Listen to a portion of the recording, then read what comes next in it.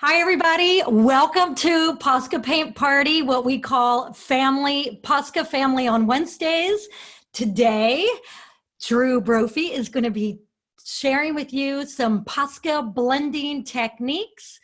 I'm Maria Brophy. This is Drew. And I also want to introduce the woman behind the curtain, Jillian Spangler.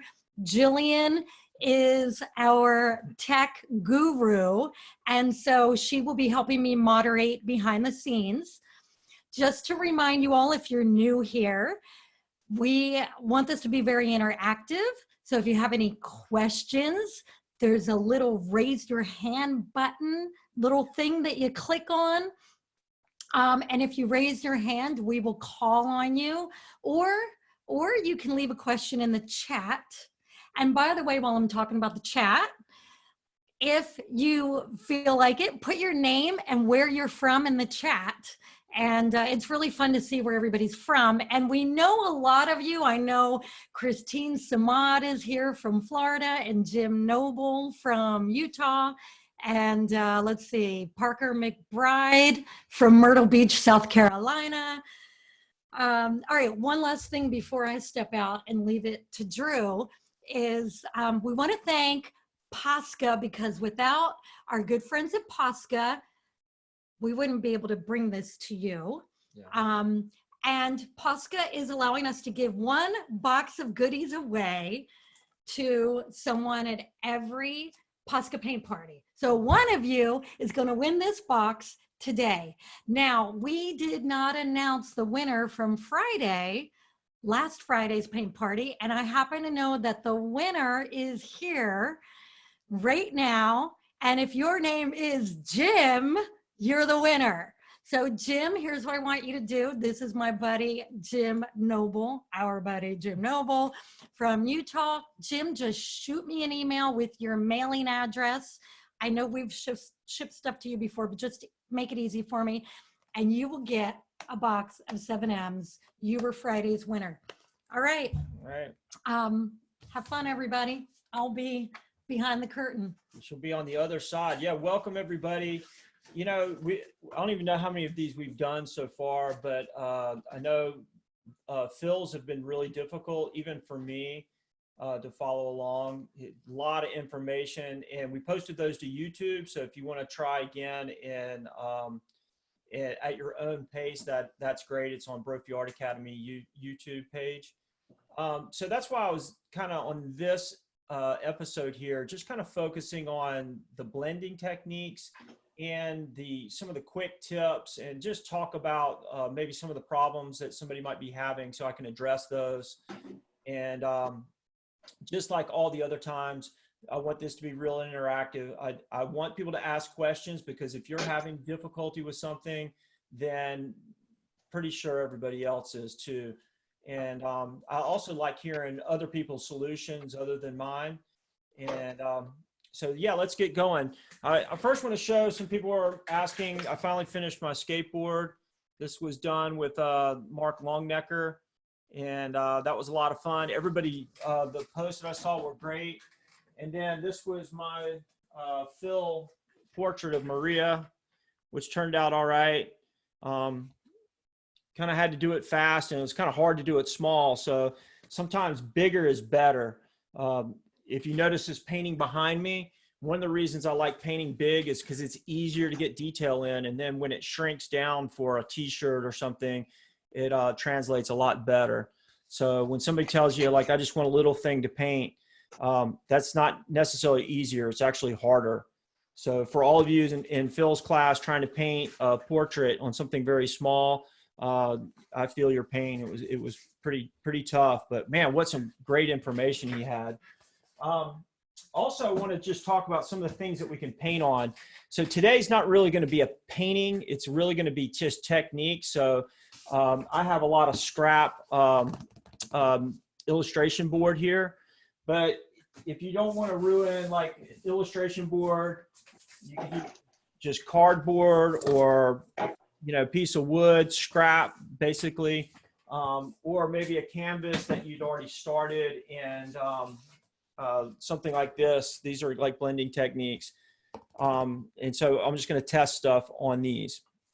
So right off the bat, for those of you who have watched my videos, especially my starter kit video, beginner video, and just getting the blends down, I always start with 3 color blend, like 3 colors in a blend. So this, of course, is a real easy one. And I know some of this is going to be redundant for some of you, but you know, just do the practice anyway, because it really does help. This was what I did for Instagram. If we can see that there. Jillian, if we want to switch to the other screen mode. So this setup's a little bit better, so we're learning. We got a microphone now, and each one's going to get better. But I always start with the darkest color in the combination. So, of course, this would be red. And just to remind everybody that, you know, I put that color down, and then I go right into it. And the trick is to do it fast. So one of the #1 questions is, am I going to mess up the tip? And the answer is no. But you can see how that's blending right out. Now, you could go back over it and try to get it a better blend. But the faster you do it, the better it is. Paper doesn't blend as well as like wood or canvas, but you can see it works okay. Now you can also see the stroke mark. You notice I'm going one way, and that helps to create texture, and it also helps to get the blend right. I had some kind of something on there. But, you know, it's that easy. But what I want everyone to do and have fun with is, let's do a full blend. So what I'm going to do is go over here to my pens, and I'm going to get one of every color. And some of you might not have all the colors. Let's get these out on my board. And what am I missing? We won't have to do brown and tan. I'm missing the light green. Okay.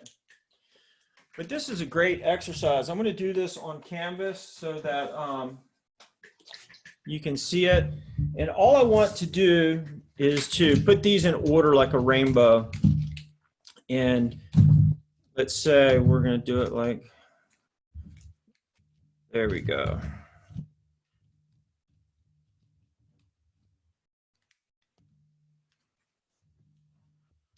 Okay, something like this. So everybody see those colors? Now, if you don't have all these colors, that's okay. But if you, the more you have, the better.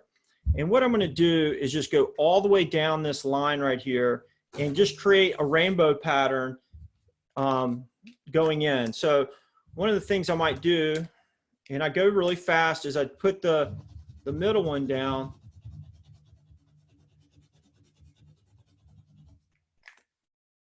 So I might add pink here. But this is just practice. So like when you practice doing this, you start to really kind of figure out what the pen can do for you. And you're not so worried about getting it right on a painting that you're working on.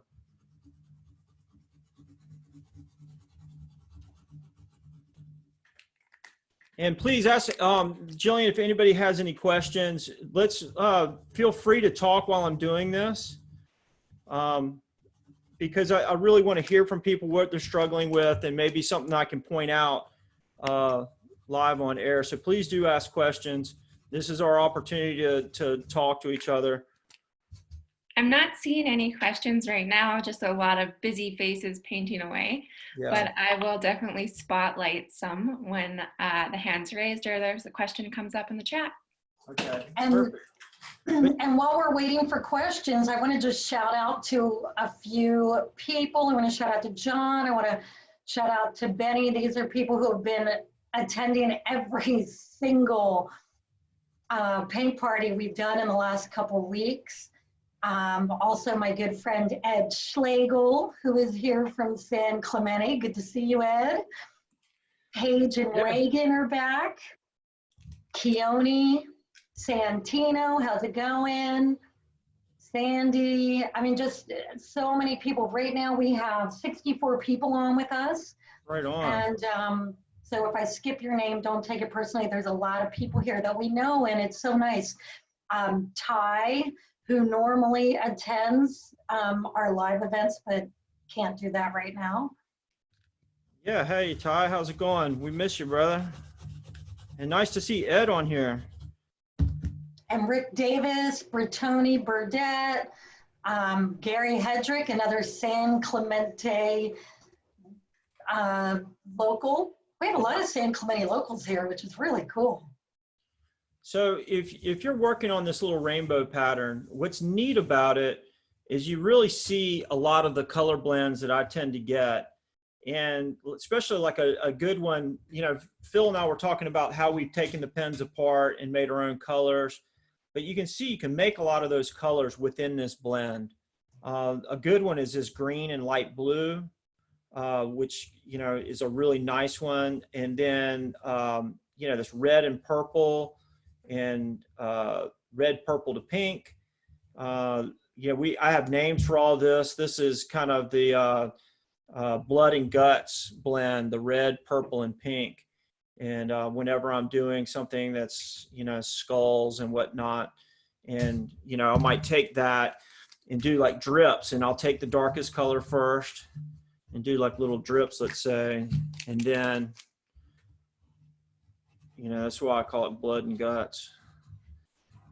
So we have a couple questions. Christine wants you to talk more about how to keep your yellow bright and clean. That's a good question. So let me finish this blood and guts right here, but you can see how I'm just adding the highlight in there, and then getting this like little bit of a drip pattern. But yeah, so the yellows, usually what I do is I have like 2 yellows that I blend with either orange or green, but you can see I used this one for both and it didn't mess up the tip too bad. The real trick is after you blend, you wipe it off. So you'll see all my tables and everything have stuff on them, paper on them, or I have a scratch piece of cardboard, or I'll do it on my hand like this.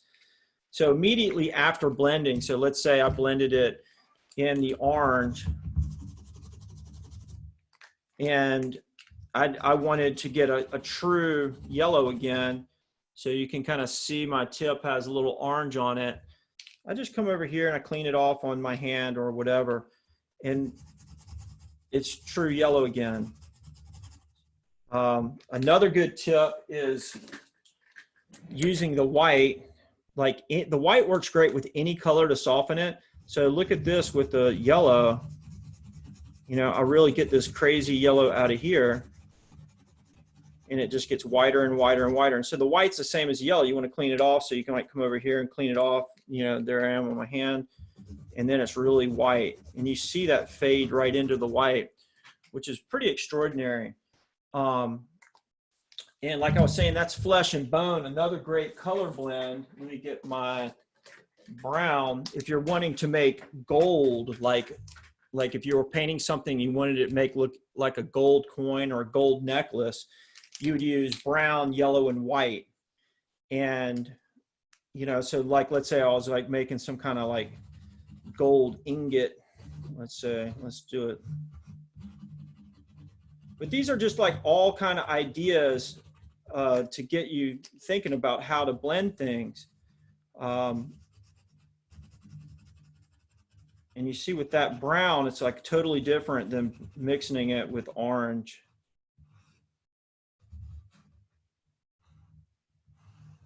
Rick Davis said, I use 2 yellows, one for mixing with green, the other with orange. Yeah, and that's kind of what I was saying earlier, is if you're really worried about it, you have 2, and what you would do is put like a green dot on your cap or a red dot on your cap, so you know which one it is.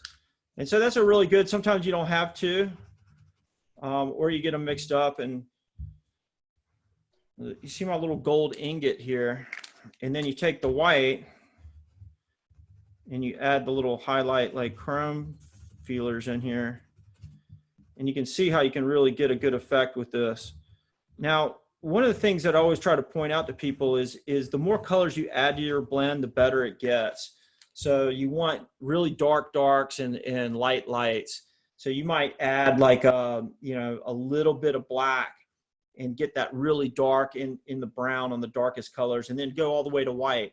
So you can technically add those colors to any blend. So if I went back to this red, orange, and yellow, if you add white and black on either side, let me get my black, then all of a sudden it becomes more dynamic. Now, when you do this, so like let's say I have this flame here with red, orange, and yellow, and then a little bit of white. When you add a little bit of black, watch, I'm gonna do the exact same one, butt it up. And I hope everybody's just playing with some of these blends. So just that little bit of black, and I'm gonna do this same pattern. It just makes it a little angrier. So it just depends on what you're going for. Like sometimes with the surfboards I'm doing or skateboards, you don't want them so bright and poppy. So you darken them up a little bit with this, and it just gives it a little bit more edge to it.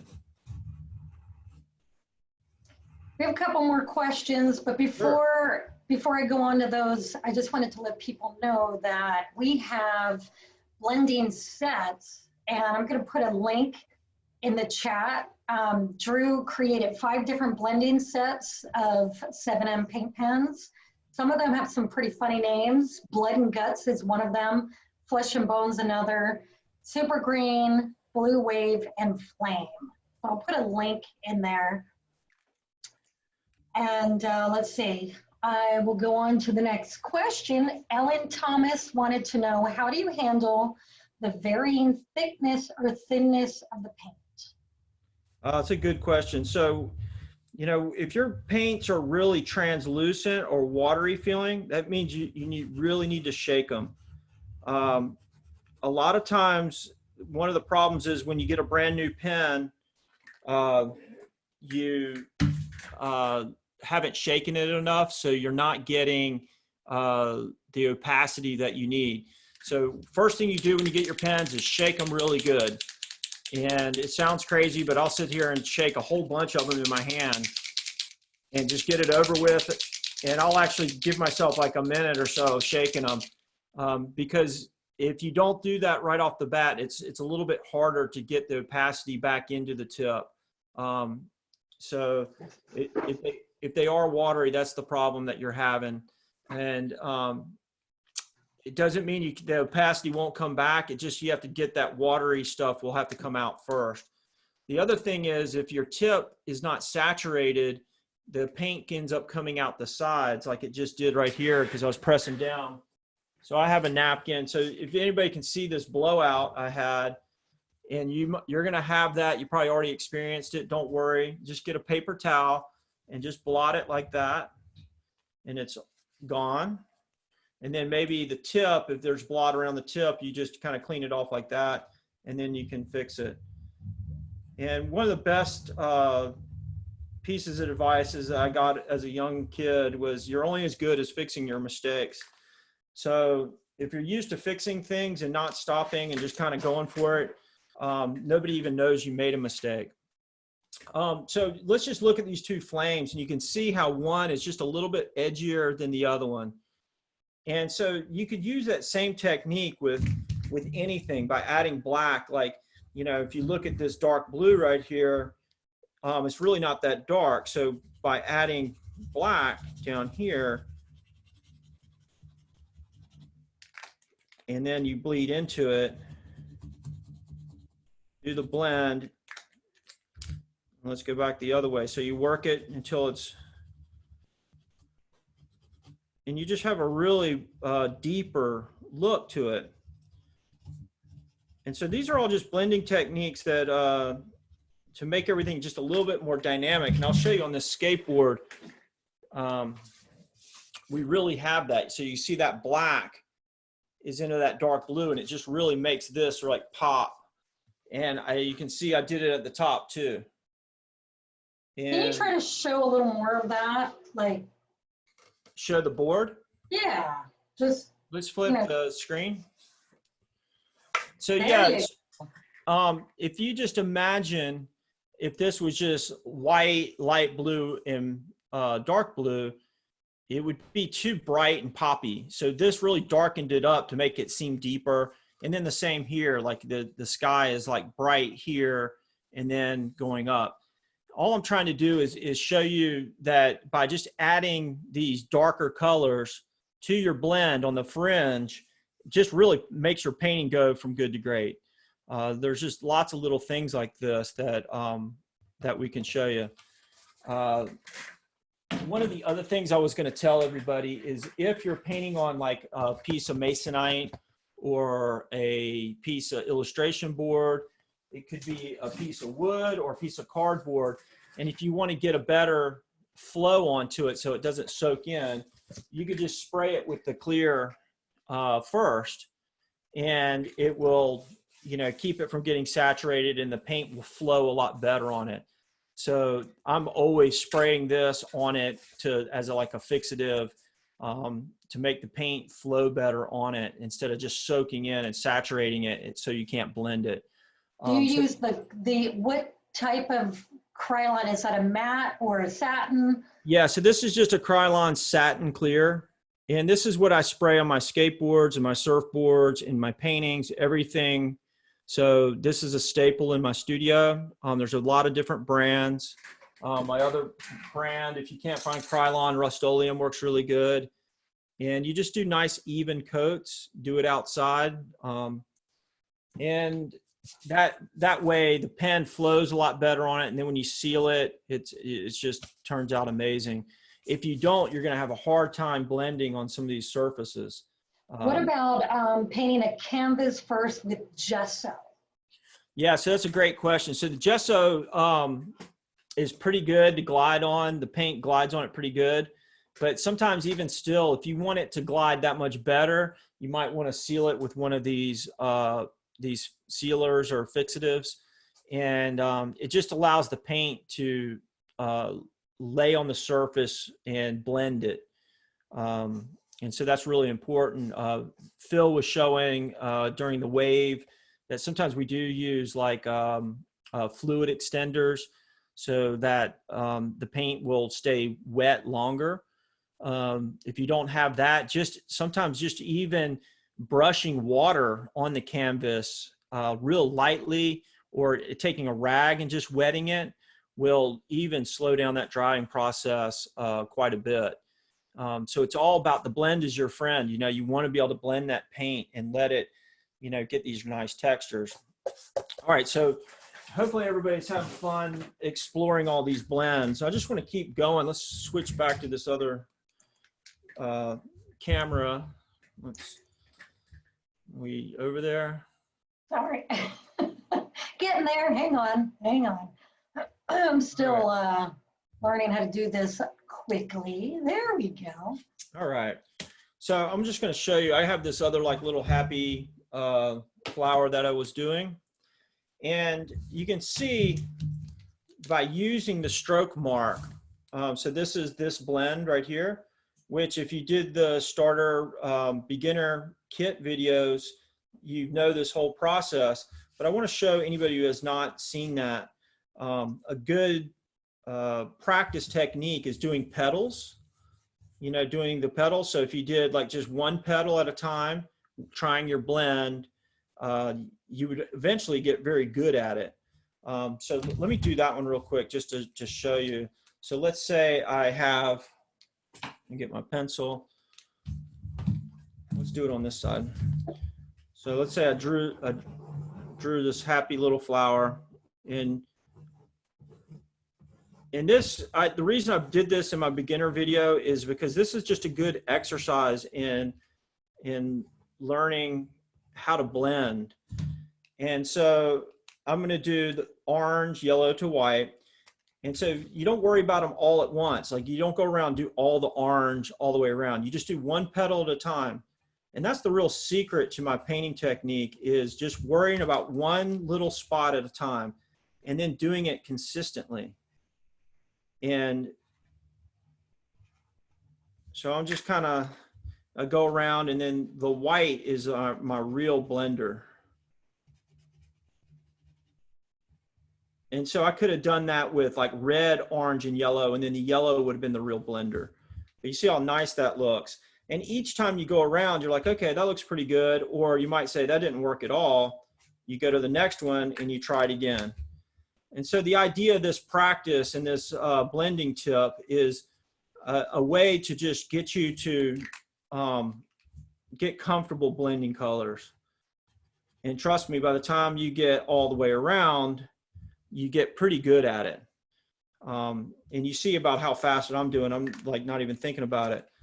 So when I have a big sketch of like this crazy painting with lots of little details, I'm just worried about one little piece of it at a time, not the whole thing.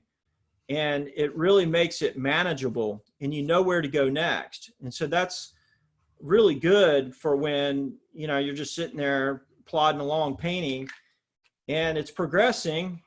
You're not rushing, you know what you're doing, and you're actually having fun because you're trying to do each little spot a little bit better than you just did it. And so it starts looking something like that. Now you can imagine, let's do one with a little bit more dynamic blend, add red to it. So let's say we got, these are on the bottom and this one's just got red. And then you blend that one out. And it's just going to look a little bit different.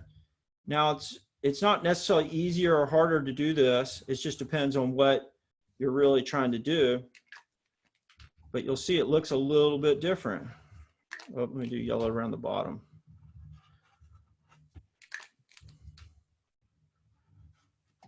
So something like this. But when you add a color, it makes it harder to blend because you're adding another, some more time. And plus I'm on paper, so then you have to counter that too, that I don't think I cleared this side of it. But then you could take it another step further and you could be adding like a black. So it's black to red. And that will make it even a little bit more dynamic. So by knowing that you can add a color to the blend and change it quite a bit, and you'll see this here, how different they all are.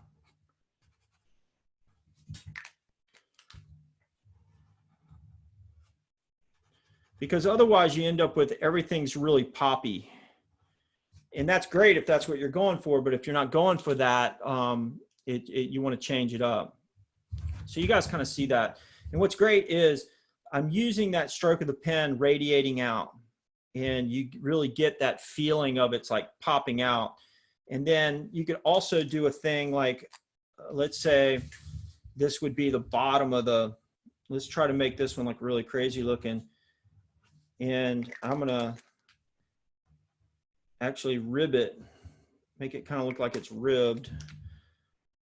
I have my own like language of how I do things, but let's say this is the edge of it, something like that.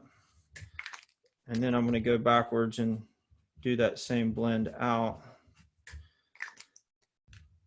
But it's really the strokes of the blend that make the, kind of make it look cool, and you can kind of make it look round, or you can make it look jagged, or you could, you know, really get that texture just with the tip of the pen.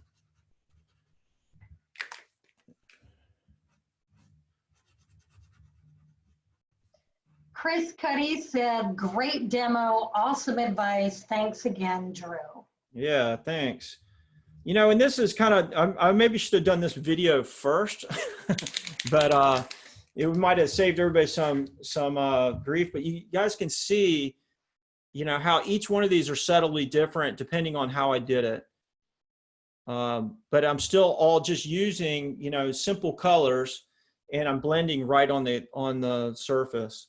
Now, I'm going to go back to this other side and just show, like, so this would be, of course, the leaf, but I want to show the stroke mark.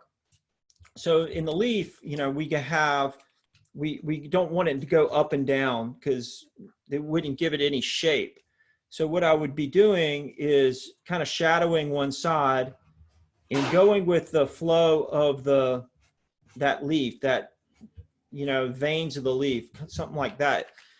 And then I would be blending back towards the center like this, so that you're using that blending technique to create texture and the flow.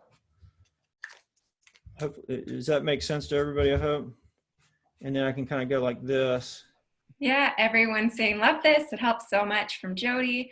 Yeah. Chris gave you the praying hands and thumbs up.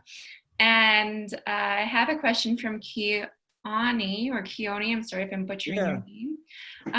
When I draw, you can see the strokes. How can I draw it without the pen strokes showing? Well, you know, I use those strokes as that flow to try to use the strokes to pull it around, make it look round. Sometimes I'm really good at kind of like blending it super well to where you don't see the strokes as much, but it's okay. If you're getting strokes, you'll eventually, with practice, be able to blend it out real naturally and smoothly. I get to the point where I'm real machine-like. Let's see if I can do a bigger blend so that I can show them. Excuse me 1 second.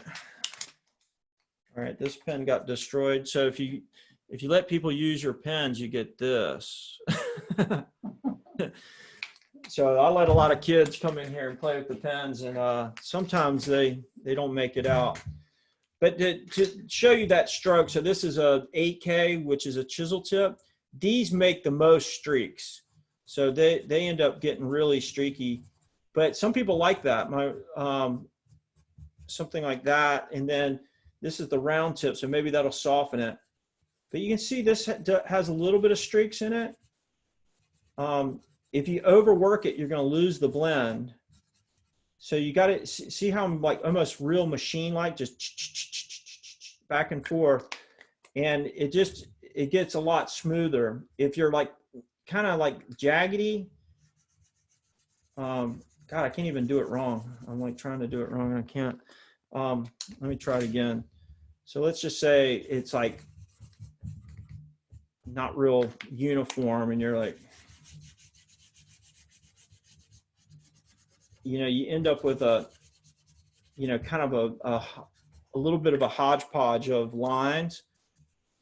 I don't know if everybody can see that. So I guess the answer to that question is get real uniform with your lines, like so it's real even, and it's about the speed that you're moving and you're pulling with your other hand. So a lot of people aren't real conscious about what they're doing, and I really wasn't either when I first started. I was just doing it, but I didn't really know what I was doing. And then it was really Phil Roberts who pointed out, like, wow, you're real machine-like, because I was doing this with my hand, which is creating the stroke. And then I was moving backwards, like up and down like a machine. And that was creating a real uniform line. So like if I was doing a circle, I would be doing, and you can notice I'm sitting in a rolly chair. So I would be moving around my whole body. My arm would be locked and I would be doing this. So that's a real, you know, that's how I get that consistency. So you're actually using your whole body to paint. And a lot of people don't realize that. You know, your fingers do this, your wrist does this, your elbow does this, your whole shoulder does this, and then your whole body locks and you're doing these big giant motions. So, you know, you really do use your body. And so be conscious of that. Sometimes you got to move the canvas to get those strokes. So you can do that same thing and move the canvas and keep the pen stays in the same spot. So I hope that helps. So I want to shout out to a few more people. We have some people here from all over the world. We've got Michael O'Connor and his sister from Sydney. All right. John from Michigan. We've got Rod from Summerland, BC, Canada. Wow. We've got, oh, here, okay, I think this person might win the furthest away. I surf like a girl is CJ from Okinawa, Japan. Wow, what's up, CJ? And then, of course, we have a lot of awesome people from San Clemente. Sandy's back from Bozeman, Montana. Lucy from Spain. Yeah, it's just amazing. We have people from all over the world here. Yeah, great. I mean, this is such a great format. You know, for years I've been teaching classes in my studio, but it's been limited to about 10 people at a time, and I have not been able to figure out how to reach more people. And I definitely think this is the format. This has really worked great. Especially in this time, I feel like we all need to interact, and this is something that I've been wanting to do, and Posca is making it possible.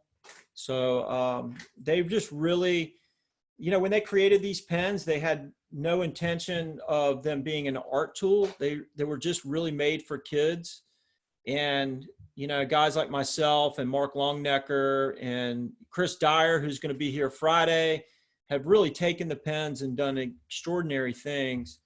And it's just a great art tool, and it allows everybody to create, and it's just a little less intimidating. So thanks, Posca. They're really good people. I'm really glad that I'm affiliated with them. All right, so I'm going to show you something else, ways to manipulate the blend. I'm going to do, number one, a sun, but then do the bubbles of the sun. And this is that same radiating pattern. Let's do the sun first and show you what I'm thinking. It's real important that you know, I'm gonna get my red and orange, you know that where the center points are. So like when I'm doing a sun, let's say, you know, this is a round sun, the center point's down here. So everything's gonna be radiating down to that point. So what I mean by that, and a lot of you already know this, so, but just to point it out, my stroke is all going towards that center point. So let's say this is the line, the round line. It's all radiating towards that center point, you know, and that can be an imaginary point or whatever, but that's where I need to get the stroke, right? And I'll do it a little jagged like this so that it's easier to blend it. And that imaginary point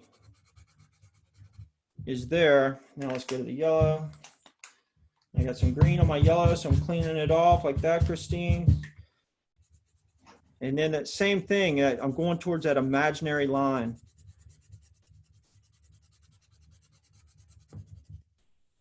And so if I went this way or down that way, you wouldn't get that consistency, and then it wouldn't look, you know, as good as it could.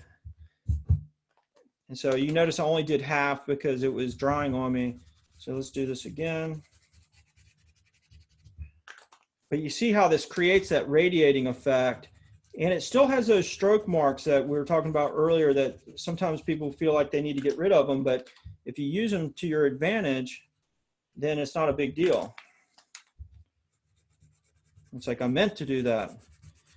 And you know, the Posca pens are just a really great way to learn these ideas, and then from there you might take it to, you know, want to do something a little more pro, and then take more time to do some of these things. Sometimes I then take acrylics and paint over them once this underpainting is done with Posca. You know, I think that's Phil's doing that a lot. Like he's doing the underpainting first with the Posca, and then he's going over it. But you kind of see how that's radiating out, right? So then let's imagine that bubbles are popping off of this. So like you've seen my water bubbles or my lava bubbles. So I'm going to do blue bubbles, and I'm gonna draw them in light blue so you can see them. But you know, you could draw like perfectly round circles like this. Not that that's perfectly round, but close enough. But you could draw round circles, but then that would look a little too generic. So don't worry about it. Just make like these little shapes almost. And there's really no rules. You make big ones and little ones, and you know, it's almost like a try not to try so hard, right? I always say that. Easier said than done, huh? But you can see how that looks more natural than that round one that's right in the center. So what I want to be able to show you, let me get some bigger pens. You guys are jealous. I got all these pens in the background. Show all the people the pens. So I probably have more pens than anybody, but I use them more, so it's good. Look, they even gave me a t-shirt. Isn't that nice of them? It's like double X, so it's too big. Drew, there was a question from James, and he's asking if you can use the pens on cars or trucks, and I don't know, maybe a boat or two. Yeah, so that's a good question. I have used them on hoods of cars and things, but the sun is so intense. I mean, I painted motorcycles and helmets, and so it does work, and you can do some great stuff. You just have to have it sealed pro, put some of the UV sealers on it. So the technical side of it is just sometimes a little prohibitive, but you can do some amazing, you know, you think of a tailgate of a truck or something like that. I've done it. One thing I have noticed, usually they didn't do the UV, and it does fade over time, but everything fades unless you use the enamel paints, like the one shots and stuff. They tend to hold up. But I always notice oranges of all the paints tend to fade first. Sometimes the orange and the red, and I don't know why, but that's what I noticed, that fades first. So yeah, you can do it, but if it's going to be out in the sun, just realize, like, if you paint a sign or something, it's going to look great for about a year, and then it's going to start to get a little dull. But it's okay. It turns out great. The motorcycles I've done have been rad. They didn't fade at all, but they're not like basking in the sun as much as like the hood of a car. So we're going to bring a few people on. Oh, great. Ellen Thomas in a second, and then I want to invite other people to share with us. Oh, wow. Look at this. Yeah, that's your helmet. Yeah, thank you. Can you hear me? Yeah, Yes. I can hear you good. So did you? Yeah, the Poscas are on top, and I signed in today because I've had this helmet and worn it a lot. My dogs are barking. Yeah, that's all right. I'm just working on blending and learning how to, and then I'll put a Krylon spray on top of it when it's finished. Yeah. So on your helmet, you put like a bunch of coats on there, so it's nice and protected. Yeah, that looks good. Yeah, so that, you know, the first time I had to paint a helmet, like I had no idea what I was doing, and I scuffed it pretty good, and then the sealing there again, just like the motorcycles and stuff, is sometimes more difficult than the actual painting. So there are nicer sealers out there than just a Krylon spray. Like you can use I don't know the name brand, but it's more of an automotive product, and I think it's PPG. And it goes on there really nice and glossy, and then it just hardens like a shell over it. So you can research all that kind of stuff, and just realize if you're starting one of those projects that sometimes the sealing part's more difficult than painting. So if we can pop to the bubbles, I just want to show people this. So I'm going to go to my bubbles, and of course I'm going to use dark blue, light blue to white. But just like everything else, I don't worry about all the bubbles at once. I sketched them on there with light blue so you could see it.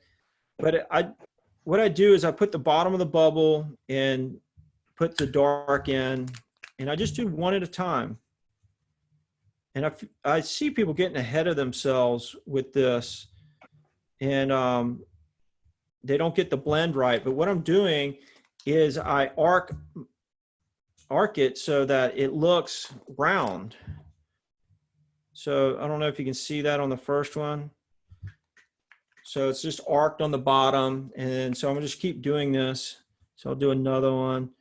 And maybe I'll do 2 since they're so small. And who else wants to share? Keone, how about you? Yeah, let's see what everybody's doing out there.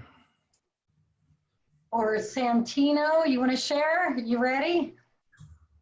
Sam Sherritt just put his hand up, or their hand up. Yeah, Okay. let's see. Hey man, what's up?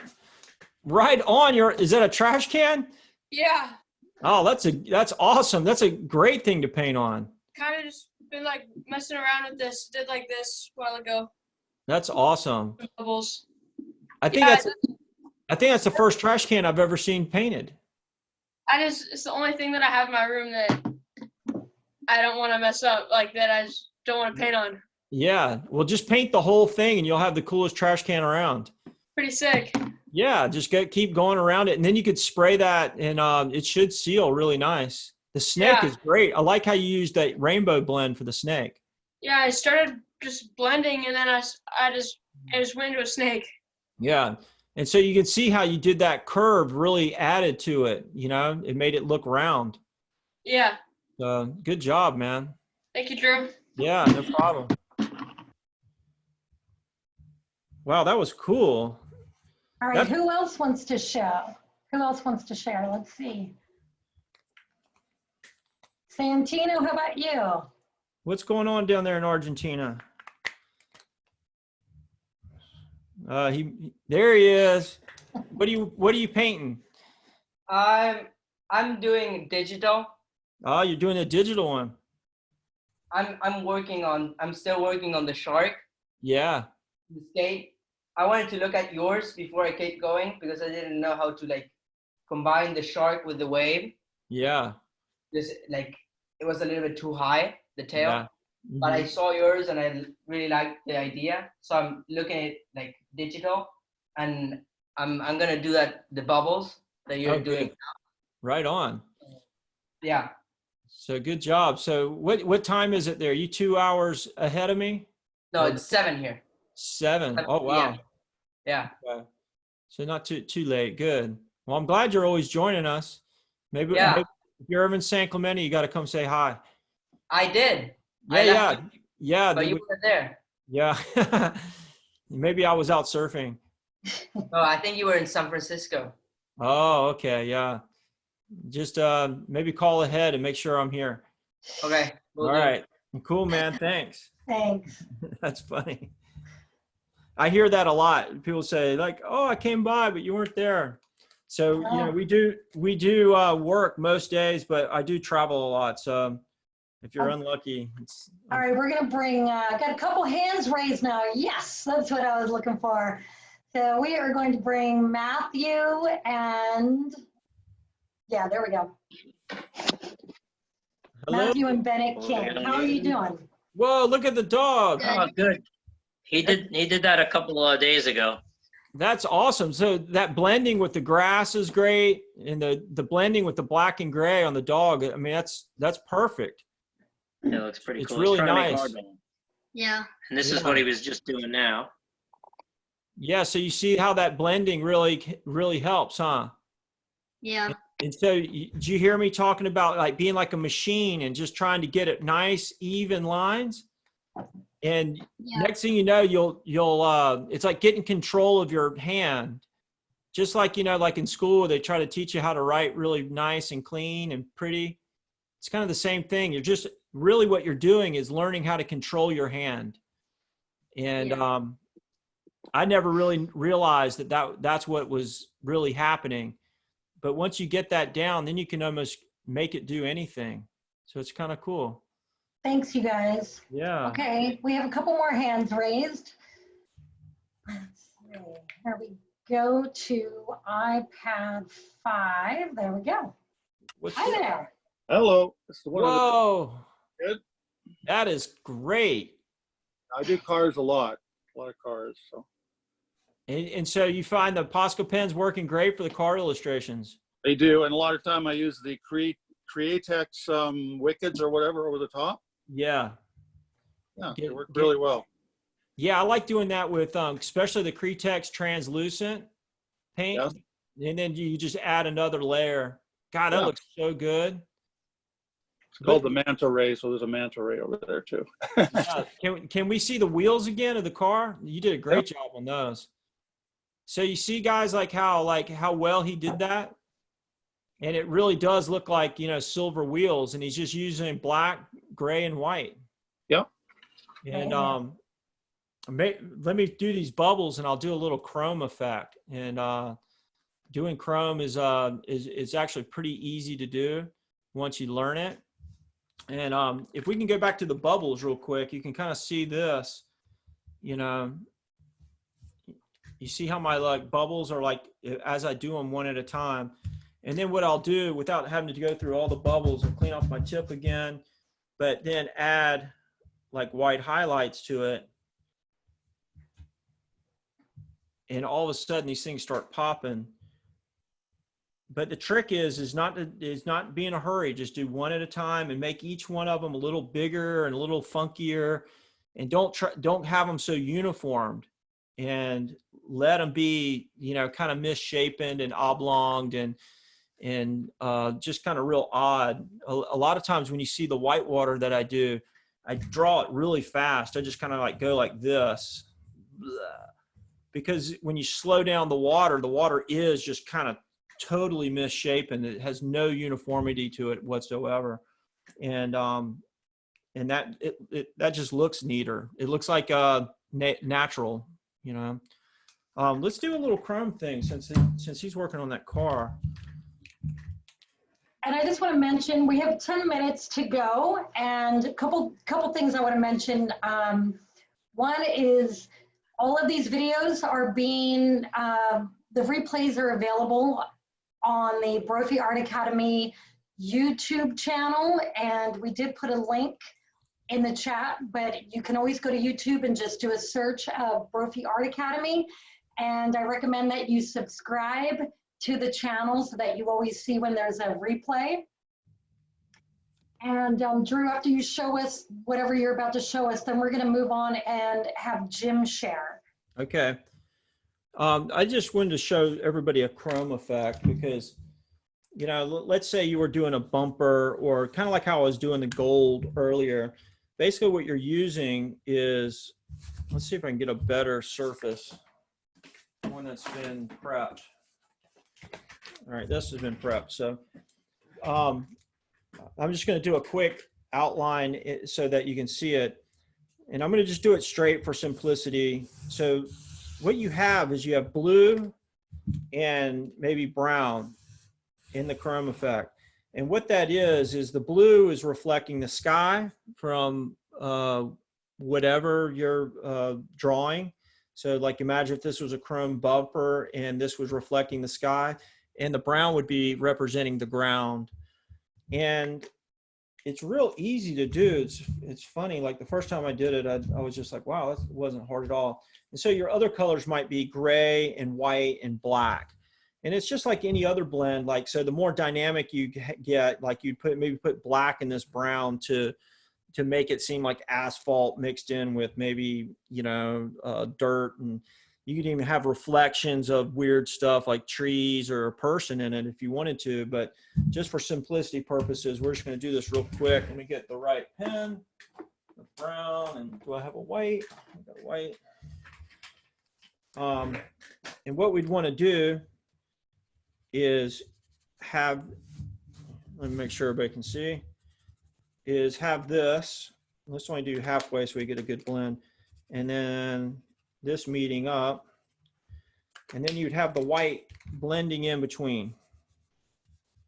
So we could go like this on there and this on there. And this is just kind of a real quick one.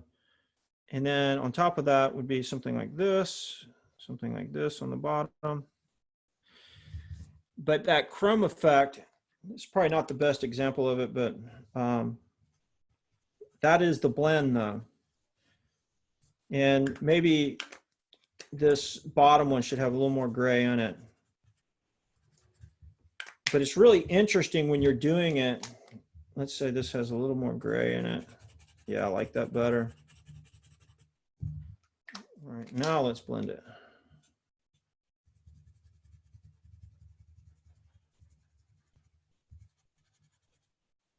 So I'm trying to do this fast just so you guys can see.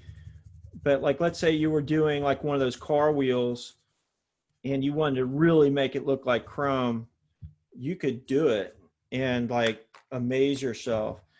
Except for, you know, like the wheels, it would, instead of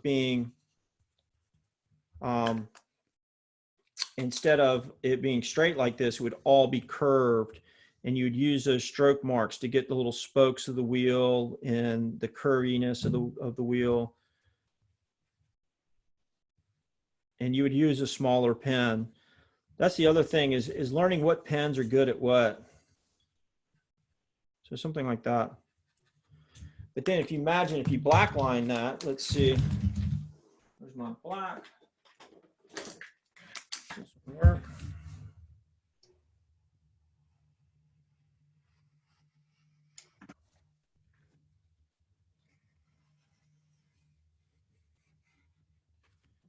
And so you kind of get this effect. That might be the worst chrome I've ever done, but you get the idea of the blend. But it's a really fun one. So let's, who was going to go next? Okay, we're going to go to Jim, and then we're going to go to Jody, and then we're going to wrap it up because we're almost at the top of the hour. Jim, what's up? Hey, Where are you? hey, thank you for the pins, by the way. All right. Yeah. Awesome. So Oh, that is awesome. the skate I did using your tiki design a while ago. Yeah. You know, I really like how you did the sky, like with that, that orange going through the red. Yeah, I saw that in one of your the classes you did. Yeah. Trying to bring it from dark to light into the yellow and then into the brown. So, and then trying to do that, you know, blend the tiki as well. That's good. So that Moai from Easter Island, that guy's funny. Oh yeah, he's fun to draw. You can do so many different designs with him. Yeah, I did one of the Rolling Stones, and it had all these moai in it. So that's where he comes from. One of my paintings of it's a surfboard at the Hard Rock Casino in Las Vegas. Yeah, my wife Andrea, right there. Hey, Andrea. bought me your book, which is insane, and I saw that painting in there. Oh, cool. Awesome. Thanks. Yeah, it's a killer book. If anyone hasn't gotten it, it's awesome. Thank you. Yeah. Awesome. Thanks, Jim. Thank you, Yeah, guys. thanks, Jim. See you later. All right, now we're going to go to Jody. Hi, Jody. Hi, Jody. So I'm doing I don't know if you can see. Oh, wow. Yeah, that looks so good. So now you're getting all those blends in there and like figuring out like what goes together. Yeah, I'm doing a rainbow gecko. Oh, perfect. That's going to look so good. Awesome. Thank you. Yeah, I can't wait to see that when it's done. We'll post it, please. So yeah, you know, if anybody has any last minute questions that I didn't cover, I mean, there's so many things that I don't think of, but that's why I'm here. You know, I really want to encourage everybody. And if you're having a problem, more than likely I've already encountered it. I've already solved it. And, you know, my goal with all of these is just have everybody creating some cool art and, you know, using their time wisely during this time that we're kind of stuck in place, and make it a little bit more bearable. And what's really going to be cool is we're all going to have a house full of art when this is all over. And, you know, I'm enjoying it. I have this big painting behind me that you can see that I've been working on that I want to finish. And I have plenty of projects that need to be done. So I'll be painting too, and I'll be posting them. And feel free to ask me questions anytime. Yeah, so you guys, most of you guys are on the email list, and you can just hit reply to those emails. And we would love suggestions, things that you want Drew to cover in future ones. But I want to talk about Friday for just a second. Okay, our Friday night paint party is going to be really special. We've got visionary artist Chris Dyer joining us from some little farm in Peru. He's actually stuck there right now. He's with his parents. He normally lives in Florida, and he just, you know, can't travel right now. Yeah, but so he's going to be joining us, and it's really a treat because we're big fans of his. We're kind of like big fans. Yeah, so Chris is amazing. If you haven't heard of Chris, go to his Instagram page, Chris Dyer, and see all his art. He's just done so many like cool paintings. He has his own style, and he's a real interesting guy. So it'll be fun to talk to him. And so Friday will be kind of like a more of an inspirational type of show, where kind of like I interview Chris, get his thoughts on how he does things and how he did it. You know, everybody that I have on is a pretty extraordinary person, and you know, I know how long it's taken me to get where I am and do what I'm doing, and I just wanted to connect with more people like that and try to just share information, and so more and more people can live their dreams. Thank you all for being here with us. And after we're finished here, we're going to pick a winner, and the winner will be emailed, as long as I have your email address somewhere. And Yeah. if not, then we'll just announce it at the next one. But hey, you guys keep creating, and we'll see you Friday. Yeah, thanks everybody. Thanks.